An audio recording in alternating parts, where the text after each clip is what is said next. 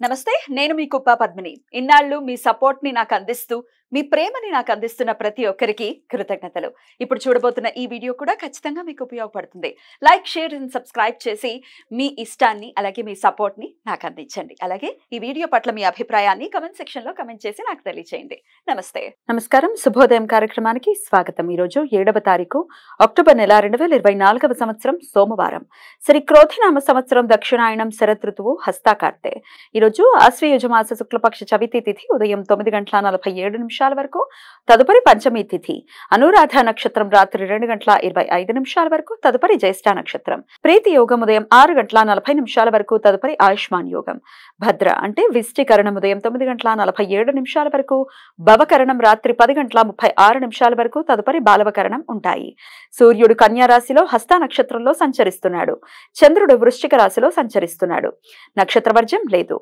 అమృతకాలం మధ్యాహ్నం 3:03 నుండి సాయంత్రం 4:48 వరకు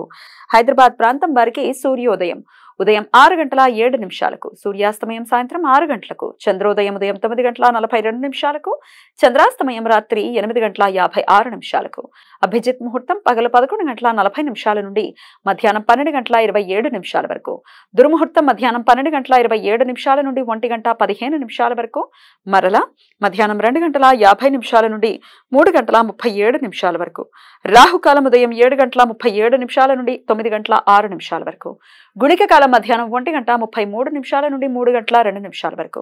యమగండం ఉదయం 10:35 నుండి మధ్యాహ్నం 12:04 వరకు ఈరోజు పంచమి తిథి ఉదయం 9:47 నుండి ఉన్నందువలన అపరాహ్న కాలంలో పంచమి తిథి ఉన్నందువలన ఈరోజు ఉపాంగ లలితా వ్రతం లలితా పంచమి లలితాదేవిని దశమహావిద్యలలో త్రిపుర సుందరిగా షోడశిగా భక్తులు పూజిస్తారు ఈరోజు భక్తులు పగటిపూట ఉపవాసం ఉండి ఉదయం పూట సాయంత్రం పూట లలితాదేవిని పూజించి సాయంత్రం పూజ అనంతరం 5 బాలికలను అంటే 2 నుండి 10 సంవత్సరాల వయసులో ఉన్న బాలికలను బాలా త్రిపుర సుందరి అమ్మవారి రూపాలుగా భావించి వారికి తీపి పదార్థములను ఇచ్చి వారు తిన్న తర్వాత పారణ చేయటంతో వ్రతం ముగుస్తుంది కొన్ని ప్రాంతాలలో స్త్రీలు ఈరోజు కలశ లక్ష్మీ వ్రతం ఆచరిస్తారు